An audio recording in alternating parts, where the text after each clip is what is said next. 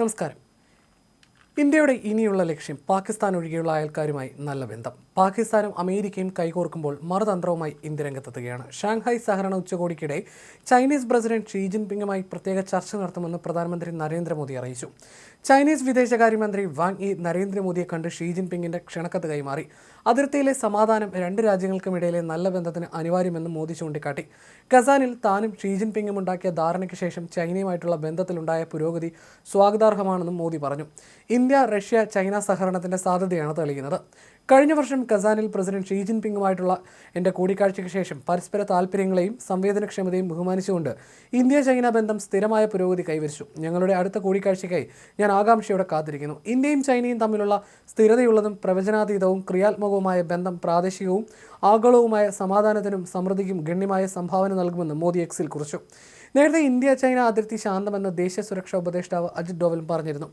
Chinese വിദേശകാര്യമന്ത്രി Wang യിയുമായിട്ടുള്ള SR talks എന്ന ചർച്ചയ്ക്ക് ശേഷം സംസാരിക്കുകയായിരുന്നു അദ്ദേഹം.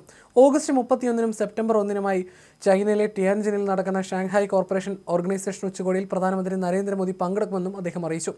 ഇന്ത്യയും ചൈനയും തമ്മിലുള്ള ബന്ധത്തിൽ സ്ഥിരമായ മുന്നേറ്റം പ്രഖ്യാപിച്ച് പ്രധാനമന്ത്രി നരേന്ദ്രമോദിയും ചൈനീസ് വിദേശകാര്യമന്ത്രി വാങ് യിയും രംഗത്ത് വന്നിരുന്നു. അതിർത്തിയിലെ തർക്കങ്ങളും നയതന്ത്ര പ്രശ്നങ്ങളും നിലനിൽക്കെ ഉഭയകക്ഷി ബന്ധത്തിൽ ഒരു പുതിയ അധ്യായം തുറക്കാനാണ് ഇരു രാജ്യങ്ങളുടെയും ശ്രമം. ചൈനീസ് പ്രസിഡന്റ് ഷീ ജിൻപിങ്ങുമായി നടത്തിയ കൂടിക്കാഴ്ചയ്ക്ക് ശേഷം ഇന്ത്യയും ചൈനയും തമ്മിലുള്ള സ്ഥിരവും ക്രിയാത്മകവുമായ പ്രവചനാതീതവുമായ ബന്ധം പ്രാദേശികവും ആഗോളവുമായ സമാധാനത്തിനും സമൃദ്ധിക്കും വലിയ സംഭാവന നൽകുമെന്ന് പ്രധാനമന്ത്രി അടിവരയിട്ട് പറഞ്ഞു. വരാനിരിക്കുന്ന ഷാങ്ഹായ് സഹകരണ ഉച്ചകോടിയിൽ ഷീ ജിൻപിങ്ങുമായി വീണ്ടും കൂടിക്കാഴ്ച നടത്താൻ ഉറ്റുനോക്കുകയാണെന്ന് മോദി കൂട്ടിച്ചേർക്കുകയും ചെയ്തു. ഓഗസ്റ്റ് 31 മുതൽ സെപ്റ്റംബർ 1 വരെ ടിയാൻജിനിൽ നടക്കുന്ന ഉച്ചകോടിയിലേക്കുള്ള ക്ഷണം വാങ് യി പ്രധാനമന്ത്രി മോദിക്ക് കൈമാറി. ഈ ക്ഷണം പ്രധാനമന്ത്രി മോദി സ്വീകരിക്കുകയും ചെയ്തു. കൂടാതെ വിദേശകാര്യമന്ത്രി എസ് ജയശങ്കറുമായി നടത്തിയ ഉഭയകക്ഷി ചർച്ചകളെയും ദേശീയ സുരക്ഷാ ഉപദേഷ്ടാവ് അജിത് ഡോവലുമായിട്ടുള്ള ചർച്ചയും ചൈനീസ് വിദേശകാര്യമന്ത്രി പ്രതീക്ഷയോടെയാണ് കാണുന്നത്. അതിർത്തിയിൽ സമാധാനവും ശാന്തതയും നിലനിർത്തേണ്ടതിന്റെ പ്രാധാന്യം പ്രധാനമന്ത്രി ഊന്നി പറഞ്ഞു. അതിർത്തി പ്രശ്നത്തിന് ന്യായവും യുക്തിസഹവും പരസ്പരം സ്വീകാര്യവുമായ ഒരു പരിഹാരം കണ്ടെത്തുന്നതിനായിട്ടുള്ള ഇന്ത്യയുടെ പ്രതിബദ്ധതയും അദ്ദേഹം ആവർത്തിച്ചു. ദേശീയ സുരക്ഷാ ഉപദേഷ്ടാവ് അജിത് ഡോവലുമായിട്ടുള്ള കൂടിക്കാഴ്ചയ്ക്ക് ശേഷം പ്രധാനമന്ത്രി മോദിയുടെ ചൈന സന്ദർശനത്തിന് മുന്നോടിയായി ഇന്ത്യയും ചൈനയും തമ്മിലുള്ള ബന്ധം കൂടുതൽ ഊഷ്മളമാവുകയാണെന്നും വാങ് യിയും അഭിപ്രായപ്പെട്ടു. ചരിത്രപരമായി അതിർത്തി തർക്കങ്ങളാൽ കലുഷിതമായ ഇന്ത്യ ചൈന ബന്ധത്തിൽ ഈ നയതന്ത്ര മുന്നേറ്റം പ്രതീക്ഷ നൽകുന്നതാണ്. ഉച്ചകോടിയിൽ മോദിയും ഷീ ജിൻപിങ്ങും തമ്മിലുള്ള കൂടിക്കാഴ്ച നിർണായക വഴിത്തിരിവാകുമോ എന്ന് ഉറ്റുനോക്കിയാണ് ലോകം.